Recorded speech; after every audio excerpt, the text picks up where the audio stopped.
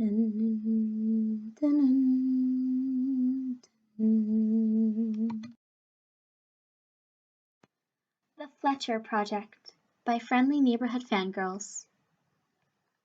Sasha Zachary Fletcher was crying again.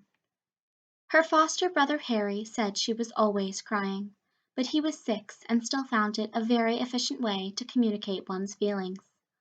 Sasha didn't like to cry. It always made her tired and shaky and dangerous, but everything was so scary and she couldn't help it. The door had a door knocker that hadn't been there in the photos, Sasha thought, when she climbed the steps with shaky knees, that it would be far too high for her to reach. But when she got to the door, the knocker was right at her shoulder level.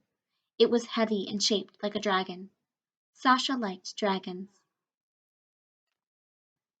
It made her feel a little bolder, and she swallowed another sob building in her throat and knocked.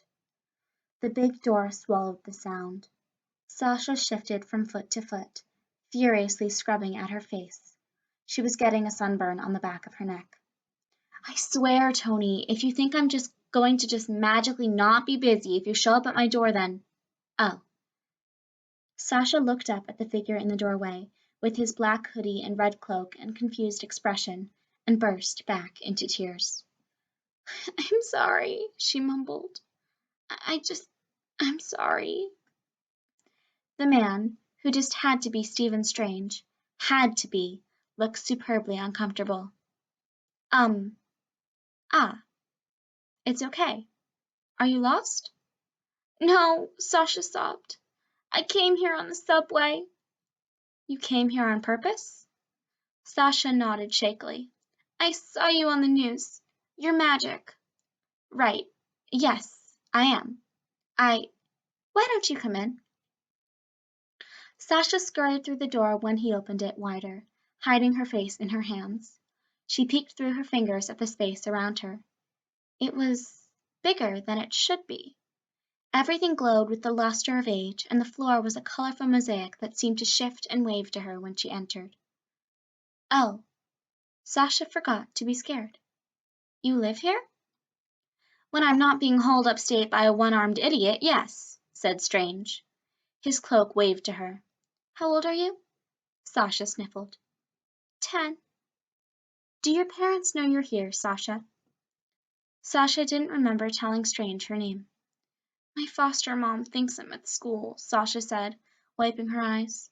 But I can't go to school. I can't go anywhere. Strange knelt down in front of her. He was still taller than her, but he smiled, and the mosaic floor swirled around his knees. Don't worry, he said. Just tell me why you came here, and we'll see what I can do. Sasha took a deep breath. She'd never told anyone about this, and she was still terrified that she was the monster her foster brother had nightmares about. I think I have powers, she whispered. Strange blinked.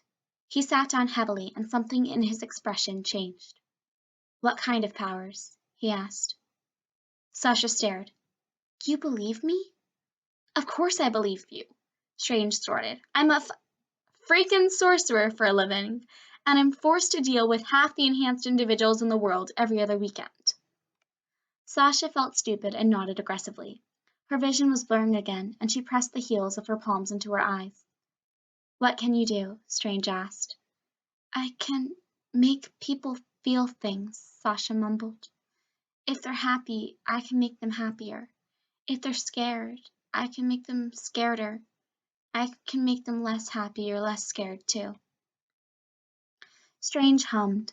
Sasha saw him nod through her fingers. Soothing or intensifying pre-existing emotions. Try it now. What? Try it now, with me, Strange said. I'll lower my shields. Here. He didn't do anything visible, but Sasha straightened when she could suddenly sense him in the way that she still wasn't quite used to. She perceived mostly curiosity. That didn't seem too dangerous, so Sasha encouraged it. The lights in the room dimmed. They always did that when she encouraged people. Strange looked up at them, his eyes shining with interest, and then he grinned at Sasha. I could feel you doing it, but I'm very practiced at mental magic. You're not very subtle, but you could definitely learn to be. Sasha blinked. Learn to be? Strange's face flickered. Oh, right, of course, Sasha. You came so I would get rid of this, didn't you? Sasha nodded weakly. Mr. Strange. Strange winced, and his cloak twitched. Doctor, please, he corrected. It's okay if you call me a man, but I don't identify with certain titles, and I can help you get rid of your powers if you really want me to. I can put a wall between you and these senses, and unless you push it down, you'll never be able to influence anyone again. That's better, right? Sasha asked. The lights had started to glow their normal brightness again. It's evil to mess with people's minds if they don't want you to. You're not evil, Sasha, Strange said seriously.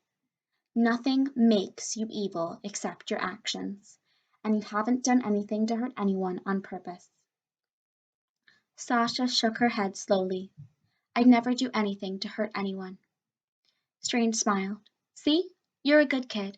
You're just special. It's up to you if it's in a good way or a bad way. There's nothing wrong with wanting to get rid of your powers, though. Whatever you think is best. No one had ever asked Sasha what she thought was best before. She shifted on her feet, swallowing hard. She remembered when she'd soothed Mr. Prince's anger so he wouldn't hit Jennifer. She remembered when she'd leaned over the edge of her bunk to encourage Harry's calm so he'd stop crying in his sleep. She remembered encouraging her friend's determination so she got her homework in on time. I want to keep them, Sasha said. She was crying again. Strange tugged on her elbow to make her sit down in front of them. Good job, Sasha, they said. That's a very hard thing to decide. Sasha sobbed and nodded. Strange waved a hand, and Sasha saw it was crisscrossed with violent scars. In a puff of golden light, a handkerchief appeared between Sasha's fingers. She blew noisily into it. I'm scared, Sasha admitted. I'm stupid and scared, and I cry all the time. Strange shushed her softly. I think you're very brave, they said. You were scared, but you knew you needed help, so you came here to find me. I'm sorry, you said you were busy. It's fine, Strange assured. Listen, there's a couple of things you need to promise me if you're going to walk out of here with extra human abilities, okay? Okay. You have control now. And control is very easy to let go too far, Strange told her. They trailed their scarred finger along the mosaic floor beneath them, the tiles changing color where they touched. People are going to make you angry, and people are going to make you sad. Things are going to happen that you wish you could change. You're growing to run it up against walls of rules and wish the rules didn't apply to you. And you have the power now to change that, to make it so the rules don't apply to you, to take revenge against the people who hurt or anger you. They spoke clearly, looking at her like she was a grown-up, trusting her to understand. Sasha dried her tears and sat up to listen. But you need to remember, Strange said, what you said to me today, that you'd never do anything to hurt people. There are ethics in the world. People have the right to feel what they feel and act on those feelings unless it directly harms another person. And even that is a little hand-wavy. But I'd use that as your measuring stick. My what? Your measuring stick on whether or not it's okay to use your powers. If you're stopping someone from causing harm, you can do it. If you want to help someone directly, I would say to them, can I make you happier? Can I stop you having bad dreams? If they say yes, go for it. And if they say no, then I don't, Sasha said emphatically, because they are free to feel however they need to. Strange smiled. Exactly, Sasha. Sasha smiled back at them with all her missing teeth. Thank you, Dr. Strange. Yeah, no problem, Strange said, looking uncomfortable again. There was silence for a moment. The cloak fidgeted idly on Strange's shoulders, and Sasha couldn't help but watch it. When another voice, low and rumbling, burst through the space, Sasha jumped. Stephen! What in Vishanti's name are you doing? The rift isn't getting any smaller, you know. The voice sounded grumpy. I'm busy, Wong, Strange yelled to nothing in particular that Sasha could see. Something came up. Nothing's overactive yet, right? No life or energy crossing dimensional barriers. All is still quiet. Then shut up and let me work. They turned back to Sasha. Do you want milk or something? I'm lactose intolerant, Sasha told them carefully. Strange snorted. Good to know. Tea then? Sasha shook her head. I have to go pick up Harry. We walk home from school together. Strange nodded and stood from the floor. They helped her to her feet, and she was careful to grab their wrist and not their hand. Take my card, Strange said, and Sasha found herself holding a cream-colored business paper with gold lettering. If you ever have any questions, feel free to contact me. I wish I could give you all your answers now, but I can't. And this, well, my sanctum isn't the safest place for kids these days, but you can come by if you need. Sasha nodded so hard her teeth rattled. Thank you, I understand. She tucked the card carefully into her pocket and turned toward the door. The mosaic on the floor fluttered and shifted in a friendly goodbye. Sasha shyly waved to it. It looked delighted. Strange grumbled something under their breath behind her, and the floor shifted into a character pattern of Strange and stuck out its tongue. Hey! Sasha laughed, and the door swung open lightly beneath her fingertips. As she stepped out into the sunny weather outside, she thought she heard Wong speak. Someone should start a resource center for them.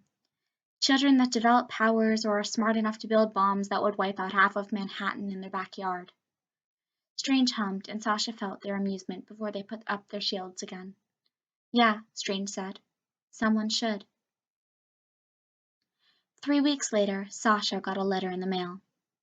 Just in case, it said in shaky, careful letters. Inside was a website address. It led to the page for the Maria Stark Foundation's new, preliminary, and completely anonymous Fletcher Project.